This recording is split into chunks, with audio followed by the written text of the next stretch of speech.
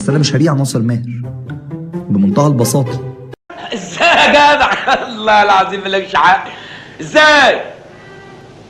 الا لو جالي في ناصر ماهر عرض يخلي زي ما بيقولوا كده ايه، يسيل اللعاب، يسيل له اللعاب. يلا يا باشا بقى، ما هو ده عرض ما يترفضش. ولا تسوي جنيه وما فيش سلام عليكم. في فرق بيني وبين علي معلول في حاجه واحده بس، ان انا ما جبتش جون من ضربه جزاء. كل جواني ملعوبه. علي معلول كان كل جوانه ضربات جزاء. علي معلول تضحكوش ليه؟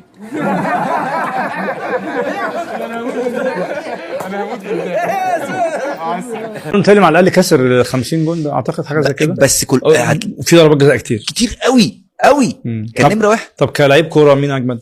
لا انت بتهزر يا عبد بقى. انا بسالك. لا بتهزر والله. انت اجمد من معلول بمراحل. طبعا. يلا يا راجل بلا كذب بقى، بوشك ده كداب كذب الابل. اعوذ بالله. العقد لسه اتخرج من هنا. نادي الزمالك بعد بيطالب ب 600,000 درهم. شفت بقى ايه الفجر بقى؟ ان خلاص جايين السنه دي، كان صندوق الدوله هناك استثمار دفع كفاله 600,000 درهم. كفاله، هو ده ما فيش معاهم حاجه هناك. نادي الزمالك بعت ياخد الفلوس عايزهم. ايه تاني كده مش عارف.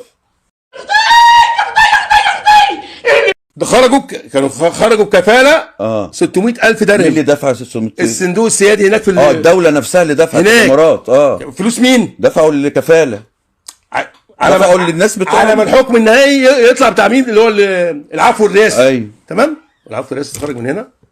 نادي الزمالك بعد بيطالب ب 600,000 درهم. ده كلام مؤكد. معلش انا ما بجد. هو ما خدهمش، ما حدش سمع لهم طبعا. ده كنا مسخه في حاجه زي كده. يا دي الفضايح.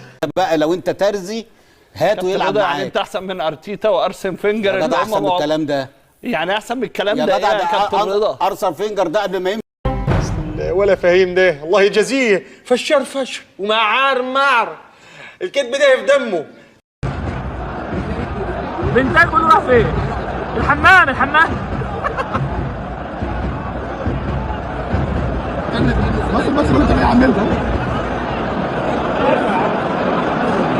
سيداري الزمالك راح يجيبه اهو. راس الجولة حمامية يا جماعة،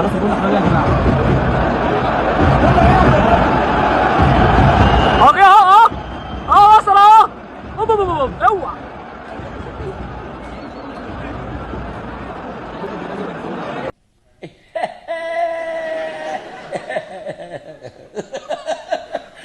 الحمد لله عمره ما جالي مخالفه من مجلس اعلى الاعلام. طب حلو جدا. وعمري ما خرجت عن الميثاق الاعلامي، وعمري ما برنامجي اتوقف عشان خاطر مخالفه.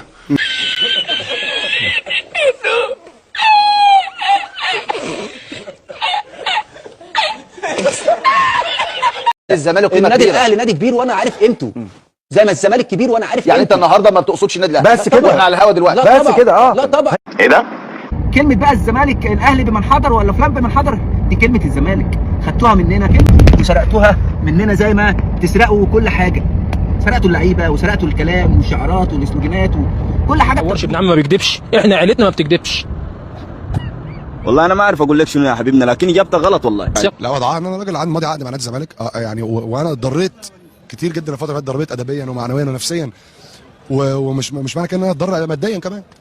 بقولها صراحه، انا مش هسيب ولا مليم في ال6 شهور دول، ولا مليم. ولو اي حد في نادي الزمالك واهم ان انا هسيب مليم فهو عايش في وندرلاند. اما الفلق دماغنا ليه من الصبح وقرفنا يا عم انت. يعني ايه وندرلاند؟ احتفظ بالتسجيل. والله الراجل ده بيتكلم كلام زي الفل. اخر واحده بقى، الزمالك بيتصدر قائمه الانديه العربيه والافريقيه في قضايا ايقاف القيد لدى الفيفا. ابلع. انا عملت على كده احصائيه لكل الانديه في افريقيا وكل الانديه في الوطن العربي. الزمالك في المركز الاول، افريقيه وعربيه موقف لهم قيد. الزمالك بيتصدر القائمه وبيجي في المركز الاول. ولسه الحمد لله طلع اول في حاجه. الحمد لله يا مصيبتي كده كتير والله كتير. في حاجه تاثر على نفسيه النادي الاهلي الفتره اللي جايه، هي احتساب الدوري بتاع السنه اللي فاتت لصالح بيراميدز. هو لسه لغايه دلوقتي محتسب. يوم 5 مارس بيقولوا القرار، بيقولوا. ايوه فهمت. مش محتاجه حاجه يعني. المحكمة الرياضية احتمال ده يأثر على معنويات، على ثقة، وهتبقى واقعة تاريخية في تاريخ الدوري المصري ان دوري يتحسب في المحاكم بعد تغيير اللائحة من قبل الرابطة. احتمال. ما ترسلوش يا مصطفى، هو بقى حلو خلاص. احنا بنلعب النهارده الزمالك والحكام، انا حزين ان الحكم ساعد نادي الزمالك ان هو يرجع للماتش مره ثانيه، وبقول تاني لنادي الزمالك مبروك النقطه. ان لازم الناس اللي جوه نادي الزمالك اللي شغاله واللي بتعبر عن نادي الزمالك في الاعلام ان هم يبطلوا نغمه ان الزمالك مظلوم. ان طول ما الناس جوه نادي الزمالك بتفكر في المظلوميه وناقلين الكلام ده للجماهير عن طريق الاعلام الزملكاوي، نادي الزمالك هيفضل بياخد بطوله الدوري كل 6 7 سنين. في كل الاجيال التي تم تدميرها بنجاح داخل الزمالك كانت بايد اولاد الزمالك. ايوه قلتش حاجه انا بقى، اسكت يا ده هو اللي بيقول. انت النهارده لما بتفضل كمسؤول جوه النادي بتتكلم على التحكيم، وبتتكلم على المظلوميه، وبتتكلم ان الاهلي بيتجامل، وبتتكلم ان الزمالك مش عارف، بتتكلم على الكلام ده، انت بتبني جوه الطفل الصغير اللي جوه النادي ان هو دايما عنده عذر ودايما عنده اكسكيوز، ده احنا الحكم، ده احنا كذا. فلما جيت طلعت ان انا قلت الكلام ده اتهاجمت من الزملكاويه، لكن انا فعلا شايف، انا نفسي ان الناس اللي جوه نادي الزمالك والناس اللي بتعبر عن الزمالك في المنافذ الاعلاميه الرسميه وغير الرسميه لنادي الزمالك ان هي تبطل ان هي تشتغل على النغمه دي. ليه؟ لان دي اسهل نغمه. انت لما بتتكلم في حته الظلم والكلام ده انت بتدي للعيب بتاعك عذر ان هو يتغلب. ما ده اللي بنقول عليه اكسكيوز يا عم، اسهل حاجه احنا نادي مظلومين وبتاع. لا، وانا بدرب الزمالك تمام كنت بقول كلام للحكم يعني ايه، مش عايز اقول لك ايه، مش في السجن تمام، يعمل نفسه ايه، ما سمعش، مش واخد بالي. وانا ماسك وادي دجله عيني مثلا ولا المقصه ولا بتاع، اقسم بالله والله العظيم والله مره قلت الحكم البنا تمام، قلت له مره يا كابتن حرام عليك اللي انت بتعمله، انا عملت لك ايه؟ راح مديني الاحمر. اقسم بالله انه قرب مني راح مزعلي وراح مديني الاحمر. قلت له تقدر تعمل معايا كده وانا بدرب الزمالك؟ يا دي الفضيحه ام جناجل، يا دي الجلسم حناجل.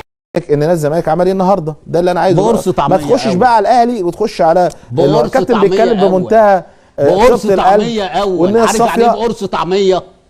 انت معاك لبن العصفور وانا معايا قرص طعميه بس محافظ. عشان قرص الطعميه دي نقول بقى شويه قول يعني يا حبيبي. ماشي قول بقى، سيبوه لي بقى. طيب سيبوه. يعني قول لي يا كابتن بس.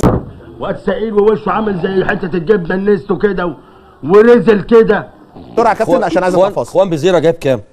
جاب كام؟ $300,000. مين ده؟ ايوه. لا ارجع بس الارقام، انت مش عارف. قلنا يا جماعه لا انت مش عارف. لا ماشي ايا كان. لا في فلوس كتير جدا في البدايه، في عقود اتدفع فيها ملايين كتير جدا في بدايه الموسم. في بدايه الموسم اللعيبه اللي جت اللي هي موجوده دلوقتي في سكواد نادي الزمالك واللي هي دلوقتي واقفه على رجليها اللي هي ماشيه الزمالك اول. خلاص ده نجاح.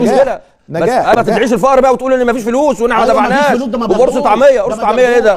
في قرص طعميه ب 3 4 مليون دولار. قرص طعميه مين اللي 3 مليون ده؟ مجموعه اللعيبه. لا ما هو مجموعه اللعيبه لا لو معاك 3 مليون هتحل ازمات نادي الزمالك كلها. مجموعه 3 انا ماليش دعوه، انت اللي رحت جبتهم، انت اللي رحت جبتهم، ما عادش دي حاجه بتاعتك انت. كابتن يلبس.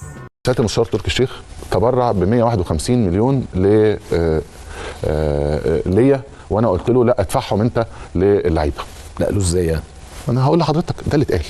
طيب مش موجودين المبالغ دي، هل دخلت ميزانيه النادي؟ لا. هل دفعت للعيبه؟ لا. ودي على كده فرجاني الساسي عليه لينا رفع علينا قواضي وقعدنا ندفع. ايوه وقعدنا ندفع الفلوس بتاعه فرجاني الساسي من خزينه النادي مش من الفلوس دي.